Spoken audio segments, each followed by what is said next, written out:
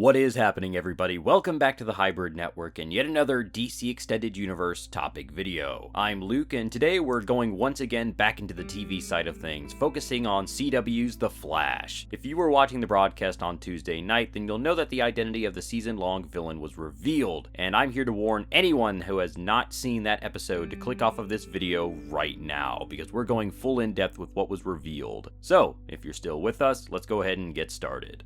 So, as it turns out, after months of postulating and theorizing, the majority seem to be right. Savitar, the god of speed and the greatest menace Team Flash has ever faced, turns out to truly be the future Flash, Barry Allen. It's how the villain could stay one step ahead of the rest of them. He wasn't anticipating their movements, he simply remembered what those movements would be. It's like he told Jesse, he's lived it. He knows the team better than they know themselves, and this is all because he's known them for far, far longer. It was a long game, but what we don't know is just how did Barry Allen end up here? Well, there's a thought, and the more I think about it, it's incredibly simple, yes, but at the end of the day, sometimes the simple solution is the right one. It all comes back to what brings Barry to this startling realization in the first place. The echoing words of Joe West as he tells him about how important love truly is. Love is all we have, and once you've got it, nothing else really matters. Love.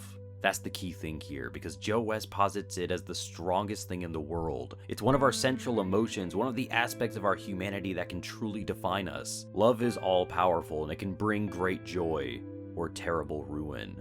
See, this all returns to that speech Savitar gave Team Flash, everything that he told Barry, from him being the future Flash to the fact that only one of them could live. A certain quote I like sticks out to me, the one about how only Savitar could create himself. This all really should have been our biggest tip-off in all honesty, but it's more so the thing about creation. Savitar kills Iris, sending Barry down that dark path that we saw in 2024. A man that's tearing himself up inside over the loss of the woman he loved. Just how long does Barry have to keep going through this? His mother at the hands of Reverse Flash, his father at the hands of Zoom, and then the woman he loves, felled by Savitar. All these different speedsters, all these horrible proponents of speed ruining his life, taking away his loved ones. How long does he have to go through this horrible torture? Well, maybe in that future, Barry loses a few more people. Who's to say really what happens? And, well, as we all know, Barry doesn't deal well with loss. Here he is, getting faster and faster. Meanwhile, everyone around him dies or leaves him. There's no more control in his life. Even his speed begins to tear him apart, his body unable to withstand the immense power. What can he do? What is there to do? Well, when your life is out of control,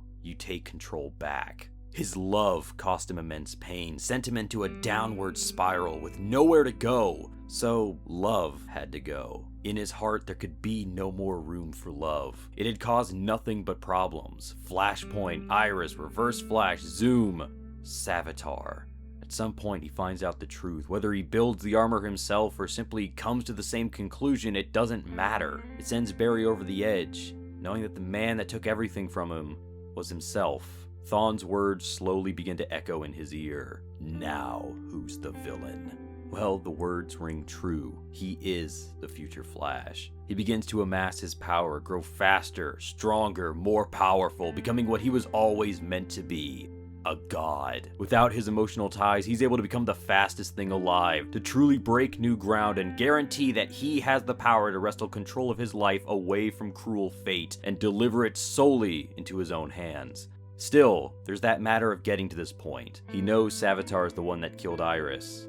And if he is Savitar, well, then there's only one thing left to do, isn't there? After everything he's been through, Barry is more than prepared to kill Iris, not to derive pleasure from the act, but instead to help start himself on the path to godhood. It's his death in a way, but in others it's his rebirth. He delivers unto his younger self true salvation. The path down a road that shows him his true purpose and potential, to conquer the fate that binds him to the prison that is lost, to start his path to a world where he controls his destiny finally, and he has the peace of mind to know that finally he has full power over his own speed and the Speed Force itself. No longer do they run his life. No longer do they lord over him. Now, they bow to his whims. It pits everything that Barry struggled with this whole season, hell, every season, against him. He faces the darkness in his own heart, that desperate desire to cling on to those that he loved while damning everyone else, the struggle with what a hero should take on, his crippling sense of punishment. In a way,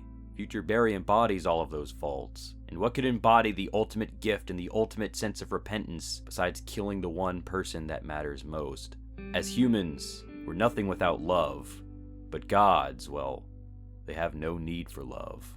Now, again, it's not the most complicated theory out there, but there's plenty of others that posit different ideas, some believing that this isn't actually future Barry at all, but simply someone using H.R. Wells' face-changing device, while others support the idea that this is actually one of the time remnants that 2024 Barry says Savitar kills, or in actuality one survives and starts down the path towards Savitar. One of them must die. There can't be two Barry Allens in the same timeline.